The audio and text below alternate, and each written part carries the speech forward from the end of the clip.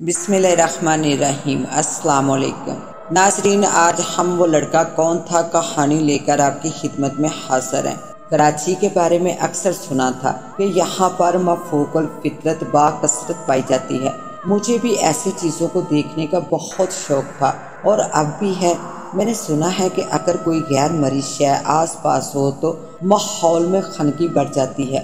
جب بھی اچانک ہوا سرد ہوتی، میں بے اشتیاق پاپا سے پوچھتی کہ یہاں پر کوئی شے موجود ہے، کیونکہ پاپا کے پاس اگر کوئی غیر مرئی شے موجود ہو تو انہیں فوراً احساس ہو جاتا ہے، مگر ہر دفعہ میرے سوال کا جواب نہ میں ہوتا۔ مجھے اچھی طرح یاد ہے، میں جس اسکول میں پڑھتی تھی اس کے برابر میں ہی ایک گورنمنٹ کا اسکول بھی تھا۔ لوگ کہتے تھے کہ اس اسکول میں سیب ہے۔ میری کلاس پہلی منزل پر تھی اور کلاس کی کھڑکی اس اسکول کے باغ کی جانب کھلتی تھی۔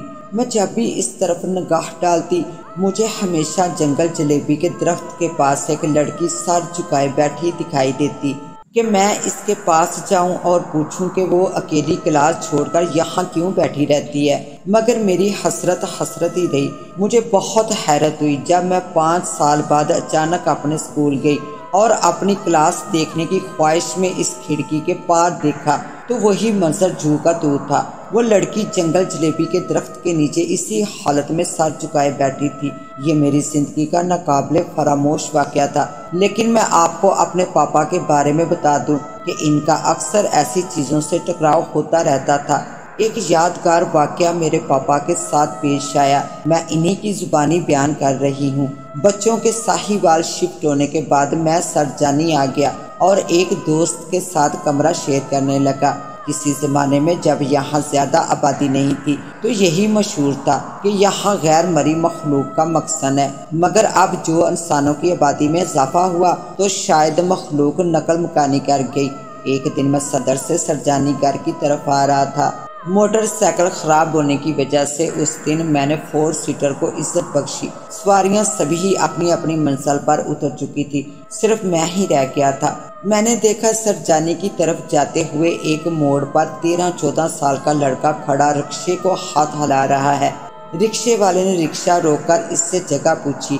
اس نے اگلے چوک جانا تھا۔ رکشے میں جگہ تو تھی ہی، اس لیے اسے بھی بٹھا لیا۔ اسے بیٹھے کچھ ہی دیر ہوئی تھی کہ رکشہ باری ہونا شروع ہو گیا۔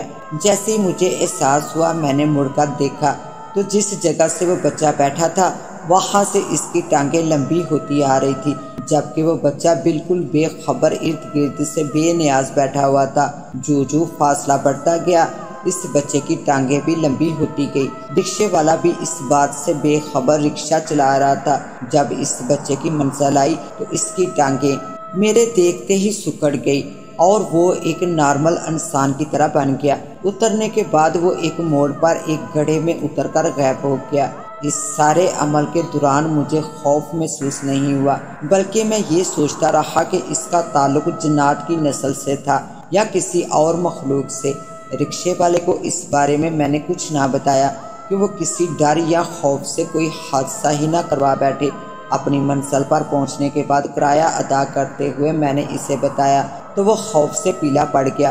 یہ آج تک سمجھ نہ آیا کہ اس کا تعلق کس مخلوق سے تھا اور انسانوں کی دنیا میں کس کام سے آیا تھا۔ جو بھی ہو، قدرت کے راز نہ پہلے کوئی جان پایا ہے اور نہ شاید کبھی کوئی جان پائے گا۔ اس کے ساتھ ہی اب مجھے دیں اجازت، ملتے ہیں انشاءاللہ ایک نیو کہانی کے ساتھ۔ تب تک کے لیے اللہ نگہبان۔